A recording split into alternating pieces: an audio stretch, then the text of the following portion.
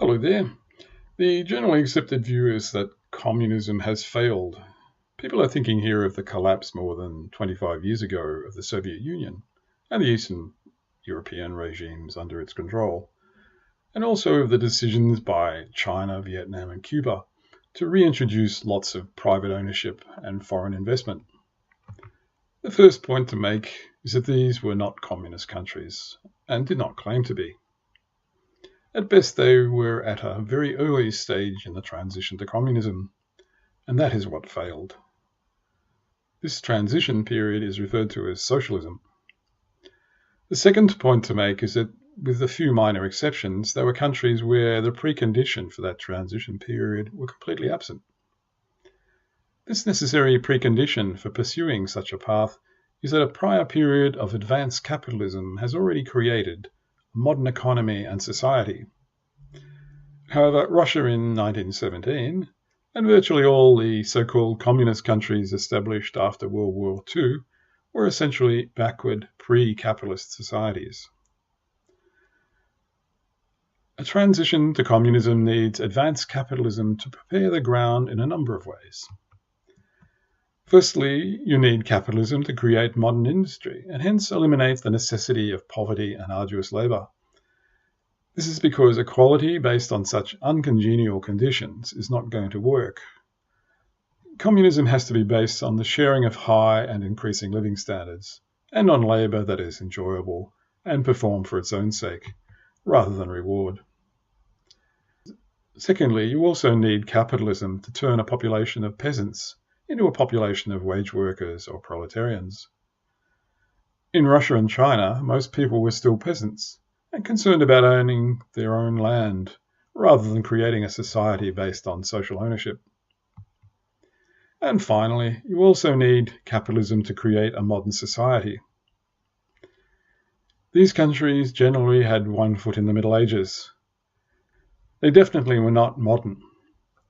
The mass of people were simply not mentally or culturally equipped to begin the process of becoming their own masters and doing without a class of leaders. So how is it that these regimes emerged under such unfavourable conditions? This peculiar state of affairs arose because the bourgeoisie was too weak, cowardly, or treacherous to carry out its own historical tasks. Instead, in the first half of the 20th century, communists found themselves lumbered with the job of heading both anti-feudal modernist revolutions and also patriotic resistance to fascist aggression and occupation.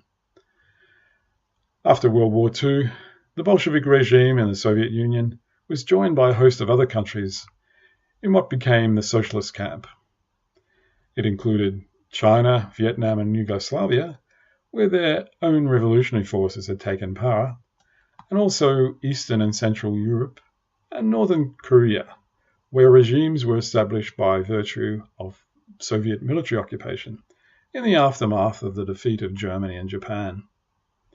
So, by historical accident, communists found themselves burdened with the task of raising their societies out of social and economic backwardness. They had to perform the work of capitalism. They had to create an industrial base and a trained workforce, virtually from scratch. They were making up for the tardiness, indeed even failure, of capitalism. However, given the backward conditions, it was very easy for those in charge to effectively become a ruling class, with waning interest in revolutionizing society, and also for the working class to just become an obedient mass, going about the daily grind rather than being a force for revolution. Mao Zedong, the head of the Chinese Communist Party until his death in 1976, recognized this problem and tried unsuccessfully to confront it with the Cultural Revolution in the late 1960s and early 70s. Not surprisingly, if you have a conservative ruling elite and a passive, demoralized working class, the best system is capitalism and private ownership. Also, the abandonment of phony socialism has in many cases opened up political space to something more democratic and allowed the abandonment of the old police states. Unfortunately, that political change is still to happen in China, Vietnam, and Cuba, where the pretense of socialism is used to legitimize the regime. Then there is North Korea. It would be really good if there were a military coup and the coup leaders requested reunification with the South. We can only hope. Notwithstanding this grim picture, there were still some significant achievements. In a large part of the world, landlords and feudal relations were swept from the countryside. Industrialization was raised from a very low base and generally outperformed the backward countries in the capitalist camp. Most importantly, after a crash program of industrialization in the 1930s, the Soviet Union was able to defeat the fascist Axis powers through the largest military mobilization in human history. This is something for which we should be eternally grateful. See you next time.